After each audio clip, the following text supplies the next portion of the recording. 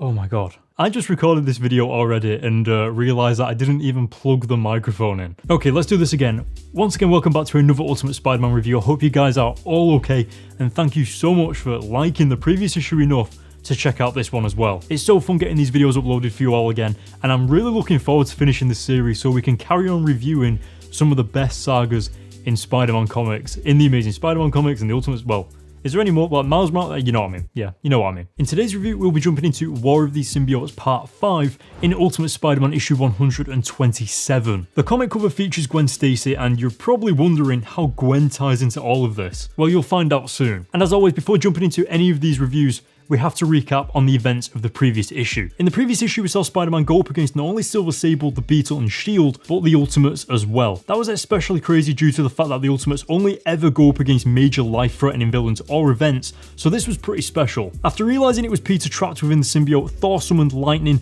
and knocked him out. Peter then wakes up the next day not remembering any of it and makes his way over to the Triskelion, where he's met with Nick Fury, Iron Man, and Captain America, filling in the gaps of what he's missed, as well as Eddie Brock having escaped, but Silver Sable and the Venom symbiote locked up safe with S.H.I.E.L.D. We also had this not so good cliffhanger of the world wanting the symbiote as a bioweapon, which is actually pretty cool, but as a Spider-Man story, not really. And I know what you're thinking, that was a really fast recap, but to be honest, even though we had a previous issue, nothing too much happened in the previous issue. Now, before we get into this next issue, remember, if you're loving this series, hit that subscribe button and the notification bell so you can stay updated on when these videos are uploaded every Monday. And now, without any further ado, it's time to get into War of the Symbiotes Part 5, Ultimate Spider-Man, issue 127. Getting into the issue straight away, I've got to let you guys know this issue is short. The Ultimate Spider-Man comics range from 19 pages to 25 pages-ish, and this issue only has 14 pages.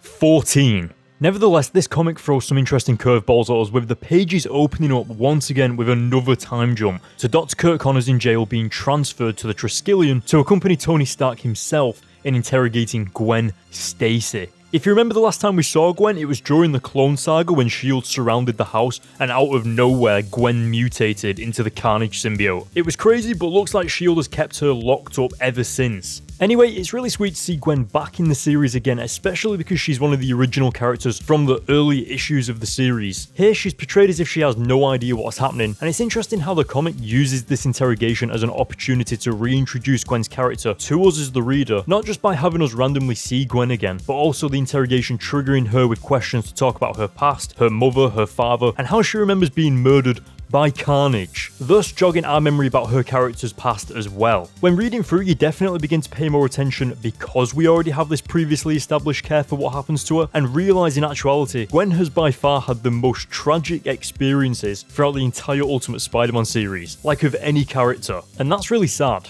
I also really appreciate how the comic doesn't make a huge deal of Goblin in the Sinister Six escaping the Triskelion base. This is Gwen's story right now, and the comic holds its focus on her character really well. I just love how Goblin and the other villains clearly acknowledge Gwen strolling through the middle of them all escaping. The situation really leaves it open to your own interpretation as the reader, but the panel shot of Goblin's hand in the foreground as Gwen walks away into the dark distance, I like to think means that Goblin recognises Gwen and just knows not to engage her, or he can sense she's different somehow. The issue also continues to hint at Gwen's crazy situation by drip feeding little Carnage mentions and moments, and it's just enough to keep us all questioning on what is actually happening to her, because we already know she's basically Carnage, but we're still left guessing to some extent of what the heck is actually going on with her, and it's great. Eventually, we finally catch up to the present day with Peter and Mary Jane, and we have the reintroduction of Eddie Brock. However, it's important to mention Eddie has been gone for quite a few months since the previous issue when the symbiote left Eddie to rebond itself to Spider-Man, which then led to Spider-Man fighting the Ultimates. So yeah, just to point out, that happened a few months ago, as Peter mentions in this comic as well. I know that the last few issues have been doing a lot of time jumping, but to put it simply, all of that happened a few months ago, and Eddie has been missing ever since, because if you remember, he escaped. Now, I have to massively praise the comic on how it's brought the overall story back to revolving around Peter, his relationships, and the people around him. When we finished the previous issue, I really didn't like the cliffhanger, as I felt it was about to start drifting away from what made the Ultimate Spider-Man comics the Ultimate Spider-Man comics. In this issue, Brian Michael Bendis has completely skipped over all of that and brought it directly back to Peter having his own problems and focusing on the characters around him. Thank God. However, inevitably there are some downsides to the comic, which may be a little bit nitpicky, but towards the final quarter of the issue, the amount of dialogue gets a little bit crazy. Again, I can't stress enough, it sounds super nitpicky, but I have to address it because it's definitely something I felt impacted my reading experience. Specifically on the pages with Spider-Man swinging around the Fantastic Four Baxter building, it feels like more of a chore to have to work through the scattered dialogue spanning across 25 dialogue boxes to get to the next page. Obviously, I understand Spider-Man is in a stressful situation and his internal dialogue is dialed to 1,000, especially when Peter is at the Daily Bugle, but the ending portions of the comic absolutely become cluttered with dialogue and tight spaces. Now, saying that, I can appreciate Brian Michael Bendis most likely wanted us to feel this claustrophobic feeling on purpose, especially because Peter is currently under the same stress himself. So it most likely could have just been a choice made on purpose by the writer of the comic, and if that's the case, then it worked, because I really didn't like it. Like, it just didn't feel comfortable to read through those portions of the comic, and I really couldn't wait to finish it to get to the next page. What I did like, though, was the final pages of the issue with Peter swinging back home in the pouring rain, reminding us how hard it is being Spider-Man during the rain and the winter seasons, etc. Actually similar to what they did in the Spectacular Spider-Man TV series, where that version of Spider-Man always complained about the cold in his costume as well. Anyway, Peter climbs into his house with his spider sense suddenly going off to find Gwen Stacy in his room with Carnage as her face. I loved this ending. The confusion on Peter's face closes off the issue perfectly, and you have to remember Peter hasn't seen Gwen since the Clone Saga, so this is definitely going to be a shock to him too, and compared to the previous issue, I am really looking forward to the next one, and you guys should be too. It's got some pretty crazy surprises in it, for sure.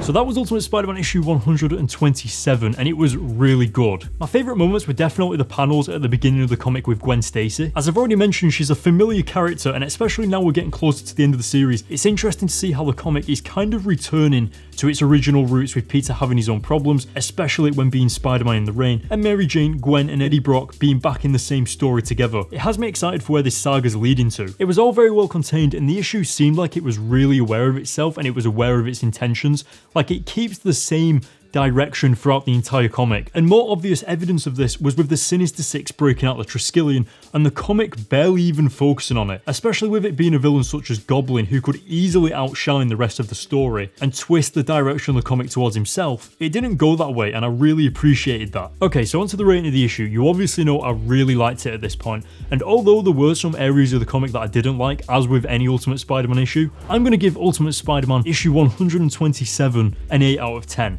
It's really good, and the comic closes off leaving me really excited for the next issue, so I think it's a pretty solid 8, and I hope you guys agree as well. If you're loving this series, hit the subscribe button and the notification bell so you can stay updated on when these videos are uploaded every Monday. The consistency on these videos the last few weeks has been amazing, and I'm loving getting these videos back out to you guys again. It's so much fun, it's like I forgot what it was like. But yeah, I look forward to hearing your comments about the issue in the comments below, and I will see you in the next video next Monday. See you later. Okay, but seriously, click here to subscribe, click here to check out my other reviews for the Miles Morales series, and of course click here to see the most recent video. Obviously, right now, I don't know what it is because you could be watching this in a few months, but whatever's here, it's probably good, so you should click it. Yeah, it's